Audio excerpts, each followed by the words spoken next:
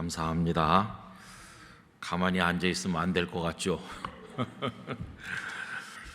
아이고, 우리 대원들이 다 나와서 찬양을 하셔야 되는데 저렇게 맞춰서 하기가 어렵다고 합니다. 수고들 많이 하셨고요. 찬양 가사 그대로 우리 하나님께 영광되고 우리 모두에게 기쁨이 되는 예배가 드려지기를 간절히 원합니다. 이제 명절과 이어진 주일입니다. 영락교회 성도들의 명절이 복된 명절 되시기를 바랍니다. 어떻게 하면 복된 명절이 될까? 이런 것을 오늘 생각을 해보려고 합니다. 사람들은 명절이 되면 음식을 평소에 하지 않던 종류를 또 그 양을 많이 합니다. 명절에는 음식이 많아야 돼 이렇게 생각하죠. 엊그제 시내를 지나가다 보니까 아직 오전 10시도 채 되기 전인데 음식 재료를 파는 야채 같은 거 파는 가게 앞에 사람들이 많이 붐비는 것을 보게 됐습니다.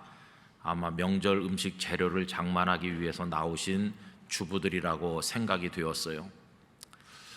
여러분, 우리 영락교회 성도들의 식탁이 하나님의 주시는 복으로 인해서 풍성하기를 늘 기도하고 있습니다.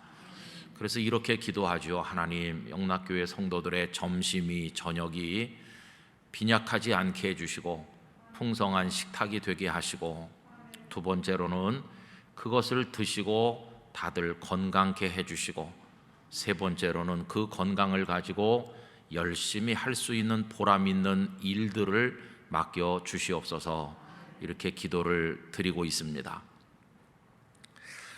자, 그래서 이제 그렇게 해가지고 우리가 하루 세 끼 먹고 또 명절 되면 맛있는 거 조금 더 먹고 이렇게 하면 행복하다 생각을 하죠. 근데 여러분, 그 음식만 가지고 행복한가? 그건 아니죠. 요즘에는 북한의 배급 체계가 다 무너졌다고 듣고 있습니다만은, 옛날에는 그 북한의 악한 정권도 명절에는 특별 배급을 해줘서 양도 좀 많이 주고 또 평소에 안 주던 것도 준다, 뭐 그런 얘기를 들은 적이 있어요. 그런데 여러분, 그 백성들의 식탁에 반찬 몇 가지 더 올라놓게 하면은 행복해지는 겁니까? 음식이 좀 풍성해지는 것으로 행복해진다고 생각하는 것은 아주 어리석은 유물론적 발상에 불과한 것입니다. 우리 사람은 돼지가 아닙니다. 사람은 떡으로만 사는 존재가 아닙니다. 먹을 거 많이 준다고 행복한 존재는 아닌 것이죠. 그래서 우리 인생이, 우리들의 가정과 교회와 이 사회가 명절을처럼 기쁨이 넘치게 되려면 그 먹거리 말고, 어떤 물질적인 조건 말고 또 다른 중요한 조건이 있어야 됩니다. 그게 뭐냐 하면 사람이 거기 있어야 된다는 것입니다. 오늘 본문이 그걸 잘 가르쳐 주죠. 여러분, 오늘 읽은 말씀은 예수님의 유명한 비유 중에서 그 후반부 말씀만 읽은 건데 어느 한 가정의 모습을 보여줍니다. 근데 그 가정에 아버지 계시고 아들 있고 경제적으로 부유해서 품꾼들도 굉장히 많고, 그리고 식탁에 음식이 잔뜩 있으니까 야, 저 집은 그냥 매일같이 명절이겠어, 사람들은 그렇게 생각했을는지도 모르죠. 그러나 정작 그 집 주인 되는 이의 가슴 속에는 메워지지 않는 구멍이 뚫려 있고 찬바람이 쌩쌩 들어오고 있었습니다. 그 빈자리는 어떻게 생긴 겁니까? 원래 거기 작은 아들이 있었습니다. 그런데 작은 아들이 자기에게 돌아올 재산을 미리 받아서 아버지 집을 떠났어요. 근데 정확히 말하면 아버지 집을 떠난 게 아니라 아버지를 떠난 겁니다. 돈만 있으면 행복할 수 있어, 이런 물질 만능주의적 판단을 한 겁니다. 그래서 돈은 자기 인생 안으로 끌어들이고 아버지, 형님, 정든 품꾼들 인생 바깥으로 다 밀어냈어요. 그냥 돈만 있으면 자기 인생이 행복한 명절이 될 것이라고 생각한 것이 이 작은 아들의 결정적인 패착이었습니다. 여러분, 행복의 결정적 조건은 사람임을 잊어서는 안 됩니다. 우리가 행복한 곳, 유토피아 이렇게 생각하면 떠올리는 곳이 어디입니까? 에덴 동산이죠. 에덴 동산. 그래서 에덴 빌라, 에덴 아파트, 하다못해 부동산도 에덴 부동산 뭐 그렇더라고요. 그런데 그 에덴 동산을 아담이 혼자 다 독차지했어요. 아담이 에덴 동산에 혼자 살게 되지 않았습니까? 그러면 유토피아를 손에 쥔 것과 같은데 그래서 아담은 행복했느냐? 아닙니다. 창세기 2장 18절 하나님 말씀이 이렇게 나오죠. 여호와 하나님이 이르시되 사람이 혼자 사는 것이 좋지 아니하니. 혼자 살면 아무리 에덴 동산 황금 궁전에 살아도 좋지 못하다. 여기 좋다는 말은 토부인데 하나님께서 첫째 날 둘째 날 창조하실 때 보시기에 좋았더라고 할 때 그게 토부거든요. 근데 혼자 살면 토부가 아닌 거죠. 그래서 하나님께서는 아담이 혼자 살지 않도록 하시려고 그를 위하여 돕는 배필을 지으리라 하시니라. 여러분, 부부가 혼자 살지 않고 부부가 돼서 같이 사는 게 하나님의 복이거든요. 그런데 어느 날 자녀들이 다 커서 결혼해 나가죠. 그리고 사랑하는 이가 남편이든 아내든 먼저 떠나고 나면 그 홀로 남은 사람이 얼마나 큰 충격을 받는지, 혼자 살게 됐다고 하는 게 그처럼 두려운 일입니다. 그래서 하나님께서는 혼자 사는 게 좋지 않기 때문에 아담을 홀로 두지 않고 평생을 같이 할 수 있는 하와 배필을 그에게 주신 것이었어요. 여러분, 오늘 집에 돌아가시면 옆에 있는 분을 한번 쳐다보시기 바랍니다. 하나님께서 내게 주신 사람이다. 나 혼자 사는 게 좋지 않기 때문에 주셨어. 에이, 목사님, 성경은 그래도 현실은 달라요. 나는 그 영감 때문에 너무 힘들어요. 이렇게 생각하셨던 분들은 오늘 마음을 좀 고쳐 잡수셔야 돼요. 하나님의 복입니다. 그래서 여러분, 행복한 명절 같은 인생을 사시려면 하나님께서 우리 인생 안으로 넣어주신 사람들을 소중히 여기시고 사랑하셔야 됩니다. 절대 무슨 일이 있어도 사람을 잃지는 않으시길 바랍니다. 그런데 이 세상이 참 안타깝잖아요. 돈이나 명예나 권력을 얻기 위해서 사람을 버리기도 하고 죽이기도 하는 게 이 세상이에요. 심지어는 자기를 죽이는 사람도 있어요. 자기 영혼을 팔고 자기 인생을 파는 사람도 있어요. 그러나 예수님께서는 너희가 온 천하를 얻는다 할지라도 자기 생명, 자기 존재를 잃으면 그것이 무엇이 유익하겠느냐. 근데 오늘날 사람들은 다 이 집의 작은 아들 같죠. 돈을 인생 안에 끌어들이기 위해서 아버지도 밀어내고 다 밀어내지 않습니까? 우리 영락교회 성도들이 하나님으로부터 물질을 많이 얻고 건강을 얻고 재주를 얻고 명예와 권력을 얻는 게 복인 것이 아니라, 그게 진짜 복이 되려면 그것으로 사람을 많이 살리시길 바라고 그것으로 사람을 많이 얻으시기를 바랍니다. 나도 살고 너도 살고 다 같이 행복하게 될 때 그게 진정한 하나님의 복이 될 것입니다. 그리고 그뿐이 아니에요. 아담과 하와 둘만 에덴 동산에 계속 사는 게 하나님의 뜻이 아니었기 때문에 거기다 한마디 더 얹으셨는데 생육하고 번성하라고 하셨어요. 자녀를 낳아야 되는 거죠. 그런데 여러분, 우리나라 지금 어때요? 아이들을 안 낳아요. 그래서 올해를 기점으로 태어나는 사람 수보다 돌아가시는 분이 훨씬 많아가지고 인구가 감소하는 나라가 되고 말았어요. 자녀를 얻으려고 애를 써도 안 생기는 사람이 있는가 하면 어떤 사람들은 자기들의 쾌락을 위해, 자기들의 어떤 편리를 위해서 이런저런 이유로 자녀 낳기를 거절하는 사람이 점점 많아지고 있어요. 여러분, 이건 심각한 건데요, 성경에서 하나님께서 우리 사람에게 주신 많은 명령들이 있는 중에 가장 첫째 명령이 생육하고 번성하랍니다. 창세기 1장 27절부터 보시면 하나님이 자기 형상 곧 하나님의 형상대로 사람을 창조하시되 남자와 여자를 창조하시고 왜 남자들만 여자들만 창조하지 않으시고 남자와 여자를 창조하셨느냐? 그래야 생명을 낳을 수 있으니까요. 이때부터 남자와 여자가 결혼해서 자녀를 낳는 원리가 세워졌잖아요.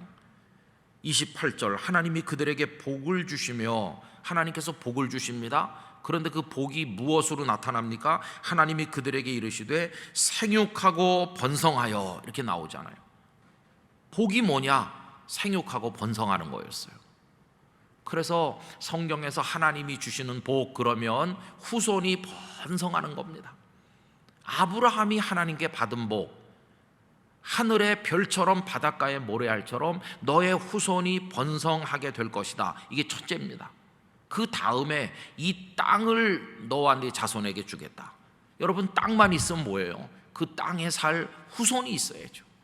그때부터 아브라함에게 주신 하나님의 복은 첫째가 후손이 번성하는 거였어요. 저는 우리 영락교회 가정들이 이 복을 받으셔야 된다고 믿습니다. 세상 사람들이 어떻게 말해도 우리 성도들 가정에는 아들, 딸이 태어나고 손자, 손녀들이 많이 태어나고, 그리고 그들에게 하나님을 경외하는 믿음을 넣어줄 때 이게 최고의 전도가 되는 것이고요. 그래서 아브라함의 복이 이삭에게로, 야곱에게로, 요셉에게로 대대손손 이어 내려가는 것처럼 그런 복을 성도님들 가정이 받으시기를 축원합니다. 이게 얼마나 중요한지 몰라요. 왜? 사람이 있어야 행복하니까요. 사람이 끊어지면 명절이 안 되거든요.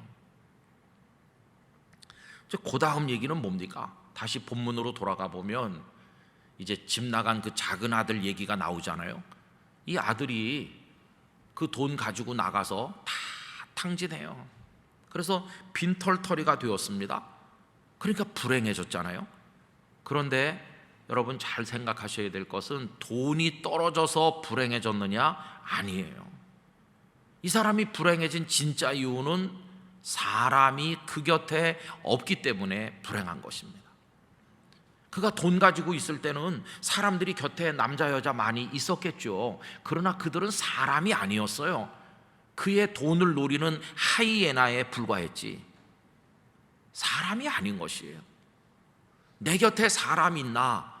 사람이 있다고 말하려면 내가 그를 사랑하고 그가 나를 사랑할 때 내 곁에 사람이 있는 거지, 내 돈 먹으려고 달려드는 사람이 아무리 천명 만명이 있어도 그건 사람이 있는 게 아닙니다. 그러다가 이 사람 빈털털이 되니까 그 곁에 아무도 없어요. 한 사람도 손 내밀어 그의 손 잡아주는 사람이 없어요. 먹을 게 없었어요. 그러자 할 수 없이 그는 어느 집에 돼지치기로 취직을 해가지고 그 집 돼지들과 함께 살게 되었는데, 어떻게 이렇게까지 됐느냐? 여러분, 그가 돼지가 된 거거든요. 아버지도 형님도 품꾼도 다 몰아내고 오로지 돈만 있으면 될 거라고 생각하는 그 순간 그는 사람이 아니고 돼지가 된 것이에요. 먹을 것만 주면 행복해하는 돼지처럼 사람 돼지가 진짜 돼지와 같이 살게 된 거예요. 이게 물질 만능주의가 가져오는 마지막 비극이라는 것을 분명하게 보여주고 있는 것입니다. 여기까지가 이제 희망 없는 이 세상의 이야기죠. 이 아들의 경우는 돈이었지만 이 세상에 어떤 사람에게는 권력, 어떤 자리에 앉는 거, 어떤 명예, 자기 자존심 좀 세우는 거, 이거 위해서 다른 사람 자기 인생 바깥으로 다 밀어내고 독불 장군처럼 에덴 동산을 혼자 호령하려는 사람들이 얼마나 많은지 몰라요. 하나님은 우리가 날마다 명절을 맞이하는 것처럼 복되고 기쁘게 살기를 원하시는데, 가정에도 마음속에도 교회조차도 그리고 많은 우리 사회 공동체마다 명절의 기쁨이 다 파괴된 경우가 너무너무 많아요. 가슴앓이 하면서 외로워하면서 인생을 힘들어하면서 이렇게 사는 건 아닌데 그렇게 좀 되고 있는 거예요. 여러분, 오늘 비유에 그 다음 이야기가 없다면 어떡할 뻔했나? 그런데 주님께서는 그 다음 이야기를 들려주시는 겁니다. 그 다음 이야기가 뭡니까? 망가진 명절이 회복되는 이야기인 것이죠. 명절이 회복이 돼요. 근데 어떻게 명절이 회복이 됩니까? 정말 놀랐습니다. 사람이 떠남으로써 그 집 명절이 깨졌잖아요. 아버지가 늘 슬프고 우울했잖아요. 그런데 그 사람이 다시 제자리로 돌아옴으로써 명절이 회복되는 것이에요. 명절이 깨지는 것도 사람 때문이고 명절이 회복되는 것도 사람 때문이라는 걸 이 비유가 분명하게 알려주죠. 어느 날 돼지우리에 누워있던 그가 생각합니다. 이대로 있으면 안 되겠다, 돌아가야 되겠다, 이렇게 생각해요. 밀어냈던 아버지를 다시 자기 인생 안으로 모셔드릴 생각을 하게 되었습니다. 이건 굉장한 결단을 한 건데, 근데 문제는 뭐냐 하면 아직 한 절반쯤만 그렇게 됐을 뿐이고 여전히 한 절반쯤은 물질주의자처럼 남아있다는 걸 알 수 있어요. 어정쩡한 것이죠. 이 작은 아들이 어정쩡한 이유는 뭘까요? 뭘 봐서 그렇게 말할 수 있을까요? 첫째는 그가 아버지에게 하는 말이 그렇습니다.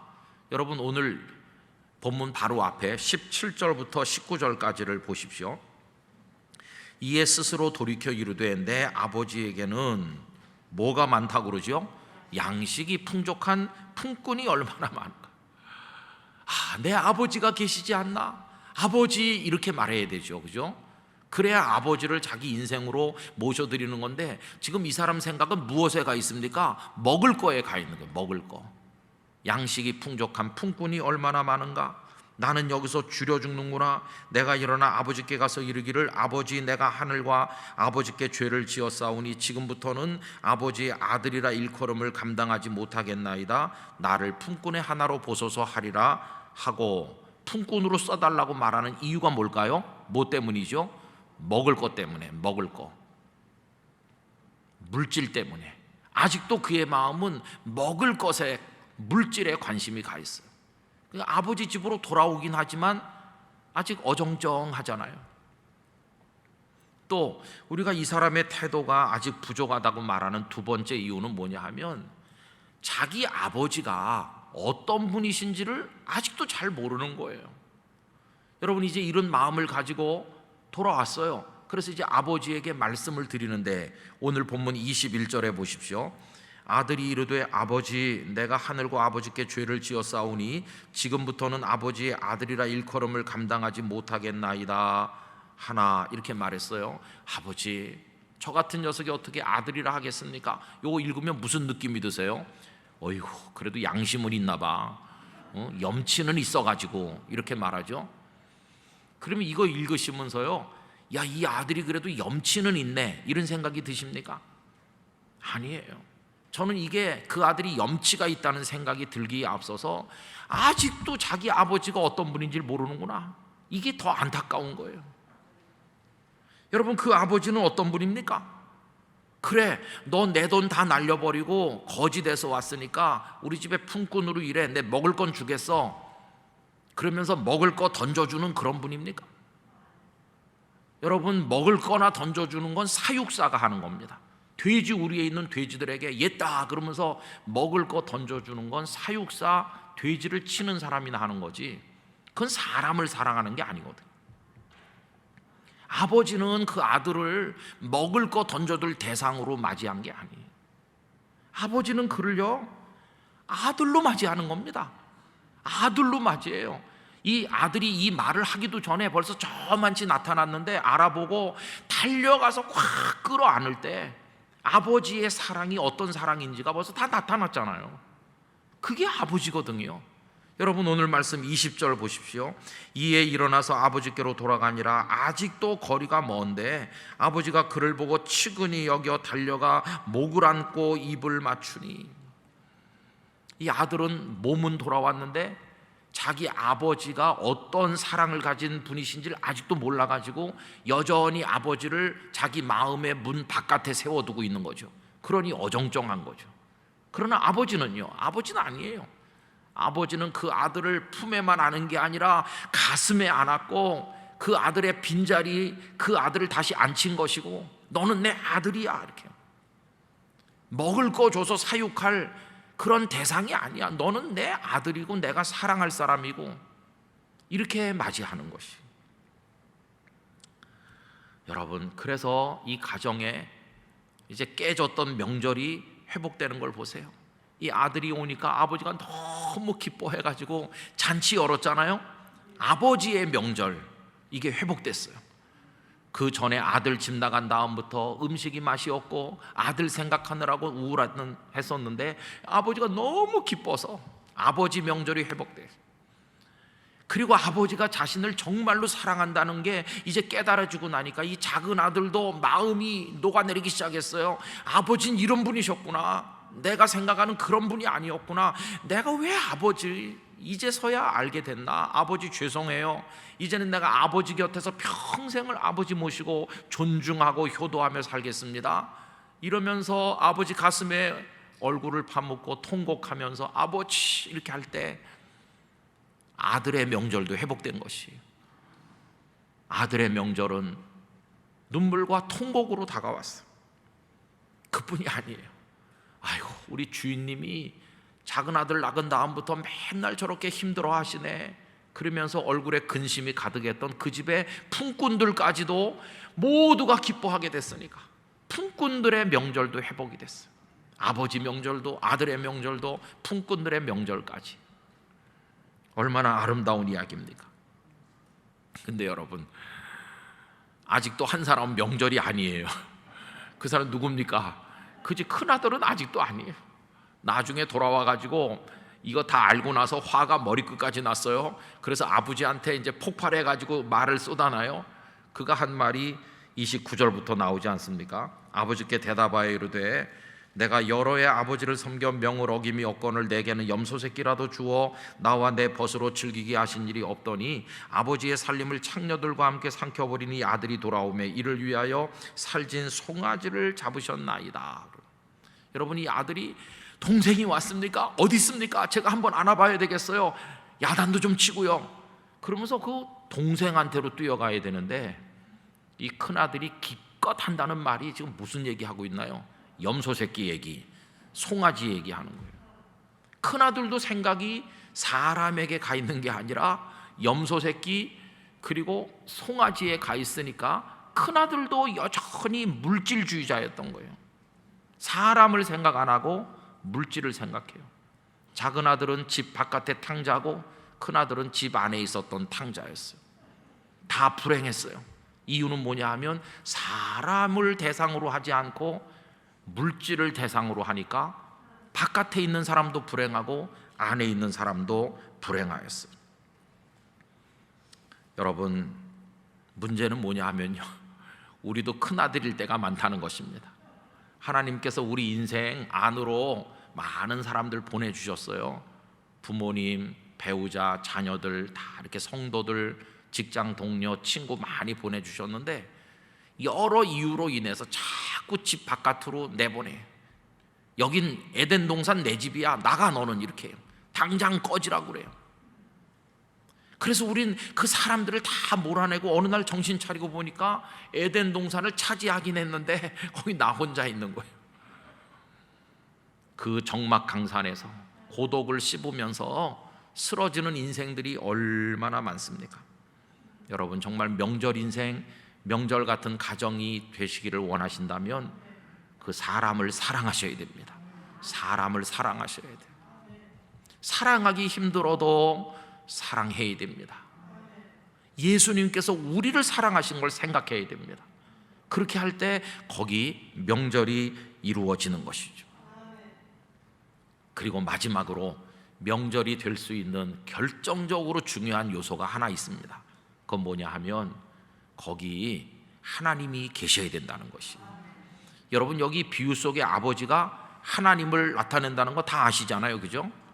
이 아들이 지금 돌아왔는데 양식 때문에 돌아오긴 했어요. 그런데 왜 부잣집이 이 집 말고 다른 집에도 많을 텐데 다른 집으로 안 가고 왜 이 집으로 왔을까요? 거기 아버지가 계시니까 온 거예요. 거기 아버지가 계시니까. 여러분, 하나님 아버지는 우리에게 명절이 가능하도록 해주시는 근원이십니다. 명절을 만들어내시고 회복시키시는 분이 하나님이십니다. 작은 아들 돌아왔을 때 끌어안아 주시고 환영해서 그를 명절의 기쁨을 맛보도록 해주셨을 뿐만 아니라 그 어리석은 큰아들이 불평할 때 큰아들을 달래고 설득을 해서 명절의 기쁨 안으로 들어오게 해주신 분도 역시 아버지셨어요. 그 가정에 아버지가 안 계셨다면 명절이고 뭐고 없었을 것입니다. 여러분, 정말로 우리들의 삶에도 명절의 기쁨이 있기를 원한다면 하나님 아버지가 우리 심령에, 우리들의 가정과 영락교회 안에 임하여 계셔야 되는 것이에요. 하나님이 안 계시면 아무리 식탁이 풍성해도, 아무리 사람들이 많이 북적거려도 그 교제는 인간적인 교제고 이해타산을 따지는 교제이지 하나님의 사랑이 있는 교제는 못 되는 것이에요. 그래서 우리는 하나님을 모신 가정을 이루고 하나님을 모신 인생을 살아야만 될 것입니다. 하나님 가운데 계시고 우리들이 그 주변에 모여 서로 아끼고 사랑하고 하나님이 복으로 먹거리를 주시고 우리가 둘러앉아 함께 찬송할 때 거기가 바로 명절 같은 축복이 임하는 곳이 되는 것이에요. 여러분, 그런 소원을 가지시기를 기원합니다. 그래서 저는 성도들의 가정이 이런 가정이 되기를 원하고 우리 영락교회가 날마다 명절 같은 교회가 되기를 원합니다. 교회 올 때마다 너무 좋고 막 교회가 가고 싶어서 기다려지고 너무너무 쳐다보면 좋고 저 장로님, 권사님, 집사님 너무 좋다. 여러분, 얼굴 모르고 성도가 많아 교제가 없어서 처음 보는 것 같아도 그냥 여기 배단위 광장에서 만나기만 해도 꼭 사돈 같고 사촌 같고 그렇게 보이는 영락교회가 되기를 원합니다.